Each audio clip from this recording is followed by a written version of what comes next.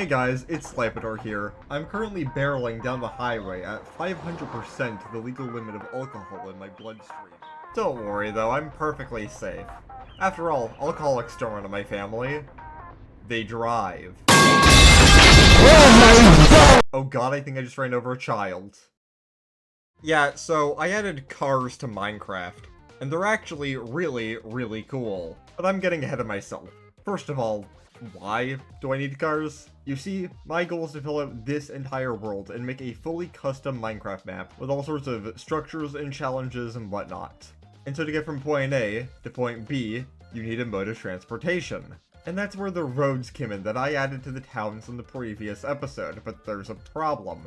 There's no way to actually drive on them. So I knew from the get-go that I needed cars. And so, in today's devlog, I will show you how I did that. Oh, also, if you're wondering why my Minecraft skin has a blue sweater now instead of a green one, well, it makes it much easier to chroma key out. I'm in a box. With all good cars, I started with the turtle. Okay, let me explain. See, there are two parts that make up this car. The body and the seat. And while the seat is going to be a pig that you ride on, the body is the turtle, because that's going to be used for the collision detection. And these two parts need to obviously be offset from one another, because that's just how cars work. Your seat is not in the center of the car. The idea is that the turtle is what I do all the motion stuff to when I get to that, and the seat is going to be teleported to the body's location.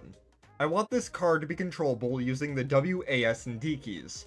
And spoilers, it already is. See, back in the day, if I were to do this, I would need to do some complex stuff with motion vectors and grade 9 trigonometry. Aw, hell no. Genuinely, what am I looking at? But that is dumb and stupid, and there's a reason why I said back in the day.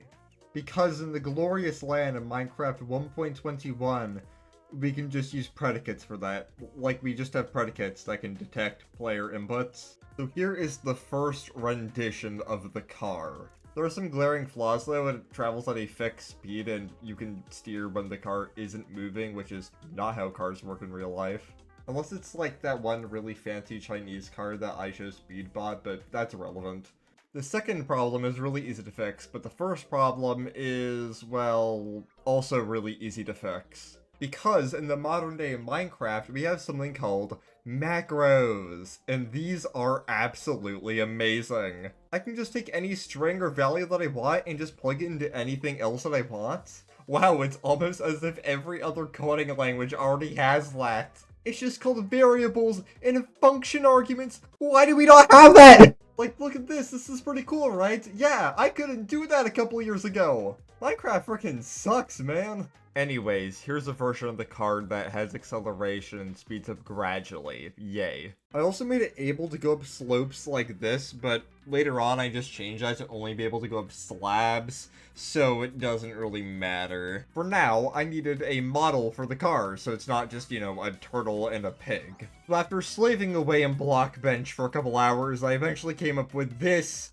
piece of garbage. It actually looks really bad, and don't worry, it's not what I ended up using. I get it, it's trash, it was made in an hour, you're allowed to make fun of it. The important thing is, when I put the model on the car, I immediately realized a couple of issues with my idea. First of all, the rotations are just not smooth at all because display entities just really do not smoothly interpolate its rotations. I don't really know why, I wish this was the case, but it can be easily fixed by just using an armor stand instead. The second issue is that there's a very obvious desync between the teleportation of the car and the model. Like, I just clip through it at times. It looks atrocious. And this is basically just because the model itself is being teleported to the body of the car every tick, separate from where the player is. And the interpolation for teleports in Minecraft is definitely a double-edged sword.